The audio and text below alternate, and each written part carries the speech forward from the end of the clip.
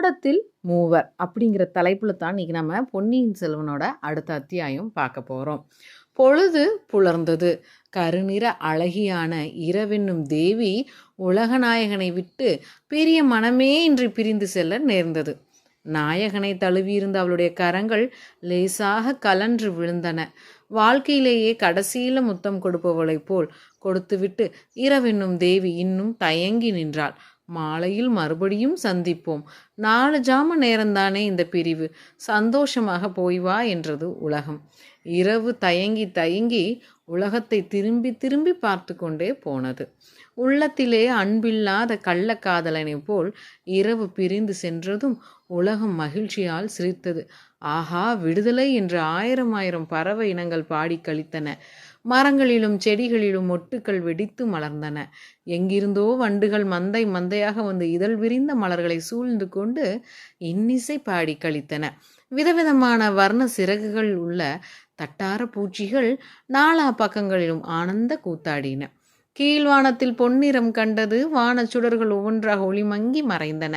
இதுவரையில் வான வீதியில் பவனி வந்து கொண்டிருந்த பிறைச்சந்திரன் நிற்கட்டுமா போகட்டுமா என்று கேட்டுக்கொண்டிருந்தது.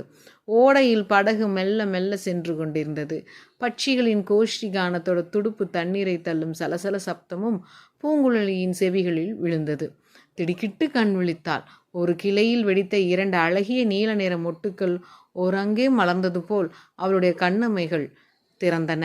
எதிரே இளவரசரின் பொன்முகம் தோன்றியது. இன்னும் அவர் தூங்கிக் கொண்டுதான் இருந்தார். தூக்கந்தானா அல்லது சுரவேகத்தில் இன்னமும் உணர்ச்சியற்று இருக்கிறாரா தெரியவில்லை. எனினும் அவருடைய திருமுகம் எவ்வளவு பிரகாசமாக இருக்கிறது. அப்பால் சேந்தன் அமுதன் துடுப்பு தள்ளி கொண்டிருந்தான். பூங்குழலி, ஏன் அதற்குள் விழித்து கொண்டாய்? இன்னும் சற்று நேரம் தூங்குவதுதானே என்றான். பூங்குழலி புன்னகை பூத்தாள். முகத்தில் இருந்த இதழ்களில் மட்டும் அவள் புன்னகை செய்யவில்லை. அவளுடைய திருமேனி முழுவதும் குறுநகை பூத்தது. காட்டிலே பிறந்து வளர்ந்து வாழ்ந்தவள் பூங்குழலி.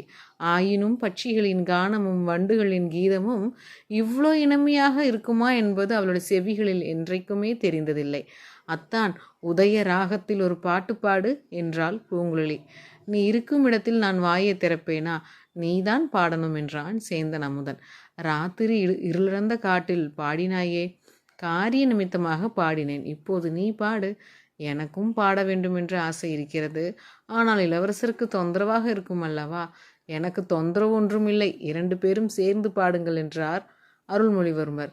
பூங்குழலி வெட்கத்தினால் தலை குனிந்து கொண்டாள். படகு எங்கே போகிறது என்ற இளவரசர் கேட்டார். நாகப்பட்டினம் சூடாமணி விகாரத்திற்கு என்றாள் பூங்குழலி. அப்படியானால் ராத்திரி நான் கண்டது கேட்டதெல்லாம் கனவல்லவா? உண்மைதானா? ஆமையா, இதோ இவர்தான் தங்கள் தமக்கையிடமிருந்து செய்தி கொண்டு வந்தவர். இளைய பிராட்டி கூறியதெல்லாம் விவரமாகச் சொல்லு அமுதா. என்னை புத்த சங்கத்தில் சேர்த்து விடும்படி என் தமக்கை சொல்லி அனுப்பினார்.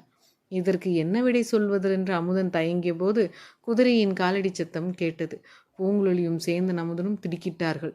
இளவரசரின் முகத்தில் ஒரு மாறுதலும் இல்லை. என் நண்பன் எங்கே? வானர்குலத்து வீரன் என்று இளவரசர் கேட்டார். கேட்டுவிட்டு கண்கள் மூடிக்கொண்டார். சிறிது நேரத்துக்குள் குதிரை மீது வந்தியத்தேவன் தோன்றினான். படகு நின்றது. வந்தியத்தேவன் குதிரை மீது இறங்கி வந்தான். ஒன்றும் விசேஷம் இல்லை. நீங்கள் பத்திரமாக இருக்கிறீர்களா என்று பார்த்துவிட்டு போக வந்தேன்.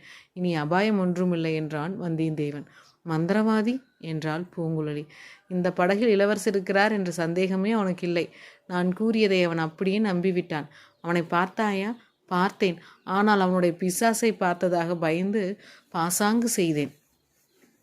உன்னை போல பொய் சொல்லக்கூடியவன் நான் பார்த்ததே இல்லை. பொய் என்று சொல்லாதே, கற்பனா சக்தி என்று சொல்லு. இளவரசர் எப்படி இருக்கிறார்? நடுநடுவே விழித்து கொண்டு 2 வார்த்தை சொல்கிறார். அப்புறம் நினைவு இழந்து விடுகிறார். இந்த சுரமே அப்படித்தான். எத்தனை நாளைக்கு இருக்கும்? சில சமயம் 1 மாதம் கூட இருக்கும். சூடாமணி விகாரத்தில் பத்திரமாக கொண்டு போய் சேர்த்து விடுங்கள். பிக்ஷுகள் வைத்தியம் செய்தால் 2 வாரத்தில் குணப்படுத்தி விடலாம். ஜாக்கிரதை பூங்குழலி. உன்னை நம்பித்தான் நான் இளவரசரை உன்னிடம் ஒப்படைத்துவிட்டு போகிறேன். உன் அத்தான் எங்கேயாவது கோவில் கோபுரத்தை கண்டால் தேவாரம் பாடிக்கொண்டு சுவாமி தரிசனத்துக்கு போய்விடுவான். சேந்தன் அமுதன், உன்னோடு பழகிய பிறகு அப்படியெல்லாம் செய்ய மாட்டேன். சில கைகாரியம் செய்யும் ஆசை கூட எனக்கு குறைந்து விட்டது என்றான். என்னால் குறைந்து விட்டதா அல்லது இந்த பெண்ணாளவா? உண்மையை சொல். சேந்தன் அமுதன் அதை காதில் போட்டுக்கொள்ளாமல், குதிரையை நான் சொன்ன இடத்தில் கண்டுபிடித்தாயா என்று கேட்டான். குதிரை என்னை கண்டுபிடித்தது. இது நான் உன்னிடம் தஞ்சையில் விட்டு வந்த குதிரை அல்லவா? ஆமாம், இருட்டில் இந்த அடர்ந்த காட்டில் என்னை பார்த்துவிட்டு கனைத்தது. அரபியர்களிடம் நான் அகப்பட்டு கொண்டதில் ஒரு விஷயம் தெரிந்து கொண்டேன் அமுதா. குதிரைகள் வெறுங்காலோடு ஓடச் செய்வது பாவம். குழம்புக்கு அடியில் இரும்பு கவசம் அடித்து ஓட்ட வேண்டும். முதலில் நான் பார்க்கும் கொழுப்பட்டறையில் இதன் குழம்புக்கு கவசம் அடிக்கப் போகிறேன். சரி சரி, அதையெல்லாம் பற்றி பேச நேரமில்லை. மறுபடியும் உங்களையும் இளவரசரையும் பார்ப்பேனா என்னமோ தெரியாது. இளவரசர் மறுபடியும் விழித்தால் நான் பழையாறைக்கு போகிறேன் என்று சொல்லுங்கள். அங்கிருந்து விரைவில் செய்தி அனுப்புவதாகவும் சொல்லுங்கள். அப்போதுதான் நிம்மதியாக இருப்பார். வந்தியத்தேவன் குதிரையை திருப்பி விட்டு கொண்டு போனான். விரைவில் இவர்களுடைய பார்வையிலிருந்து அவன் மறந்தான். இருபுறமும் தாளம் புதர்கள் அடைந்த ஓடைக்காலின் வழியாக படகு போய் கொண்டிருந்தது. பொன்னிற தாளம்பூக்களும் தந்த வர்ண வெண் தாளம்பூக்களும் இரு பக்கமும் சொரிந்து கிடந்தன. அவற்றின் நறுமணம் போதாதைக்கு உண்டாகியிருந்தது. சில இடங்களில் ஓடைக்கரையில் புன்னை மரங்கள் வளர்ந்திருந்தன. சில இடங்களில் கடம மரங்களும் இருந்தன. முத்து நிற புன்னை மலர்களும் குங்கும வர்ண கடம மலர்களும் ஓடைக்கரைகளில் கொட்டி கிடந்தன. பூலோகத்திலிருந்து புண்ணியசாலிகள் சொர்க்கத்திற்கு போகும் பாதை ஒன்று இருந்தால் அது இப்படித்தான் இருக்கும் என்று பூங்குழலிக்கு தோன்றியது. இடையிடையே கிராமம் தென்பட இடத்தில் சேந்தன் அமுதன் சென்று இளவரசருக்கு பாலும் பூங்குழலிக்கு உணவும் வாங்கி கொண்டு வந்தான். இளவரசர் கண் விழித்த போதெல்லாம் பூங்குழலி சற்று விலகி நின்றாள். நேருக்கு நேர் அவரை பார்க்க முடியாமல் அங்கும் இங்கும் பார்த்தாள். அவர் உணர்விழுந்திருந்த நேரங்களில் அவர் முகத்தையே பார்த்து கொண்டிருந்தாள். சேந்தனுடன் பல விஷயங்களை பற்றி பேசி கொண்டிருந்தாள். சில சமயம் 2 பேரும் சேர்ந்து பாடி கழித்தார்கள். சேந்தன் அமுதன் உணவு தேடி கிராமங்களுக்கு சென்ற சமயங்களில் பூங்குழலி இளவரசரை நெற்றியை தடவி கொடுத்தும் தலையை கோதிவிட்டும் பணிவிடை செய்தாள். அப்போதெல்லாம் அவள் உள்ளம் பொங்கி உடல் சிலிர்த்து பரவச நிலையில் இருந்தன. இம்மாதிரி அவள் எத்தனையோ பூர்வ ஜென்மங்களில் அவருக்கு பணிவிடை செய்தது போன்ற உணர்வு தோன்றியது. உருவமில்லாத ஆயிரம் நினைவுகள் இறகுகளை சடச்சட என்று அடித்துக்கொண்டு அவளுடைய உள்ளத்தில் கும்பல் கும்பலாக புகுந்து வெளியேறி கொண்டிருந்தன. ஒரு பகலும் ஒரு இரவும் அவர்கள் அந்த ஓடைக்கால் வழியாக படகில் சென்றார்கள். பூங்குழலியும் சேந்தனும் முறை போட்டு கொண்டு அவ்வப்போது சிறிது நேரம் கண்ணயர்ந்தார்கள். கண்ணயர்ந்த நேரத்தில் உருவம் தெரியாத இன்பக் கனவுகள் பலவற்றை பூங்குழலி கண்டாள். மறுநாள் சூரியோதய நேரத்தில் உலகமே பொன்னிறமாக ஜொலித்த வேளையில் படகு நாகப்பட்டினத்தை அடைந்தது. நாகப்பட்டினத்தின் அருகில் அந்த ஓடையிலிருந்து ஒரு கிளை பிரிந்து சூடாமணி விகாரத்திற்கு நேராக சென்றது. அந்த கிளை வழியில் படகை கொண்டு போனார்கள். புத்த விகாரத்தின் பின்புறத்தில் கொண்டு போய் நிறுத்தினார்கள்.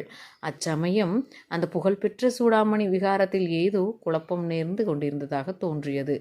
விகாரத்தின் வாசலில் ஜனக்கூட்டத்தின் இரைச்சல் கேட்டுக்கொண்டே இருந்தது. பிக்ஷுகள் அங்கு இங்கும் ஓடிக்கொண்டே இருந்தார்கள். படகிலிருந்து மூவரும் கரையில் இறங்கினார்கள். சேந்தன் அமுதன் தன் விகாரத்துக்கு சென்று குழப்பத்தின் காரணம் என்னவென்று தெரிந்து வருவதாக சொல்லிவிட்டு போனான்.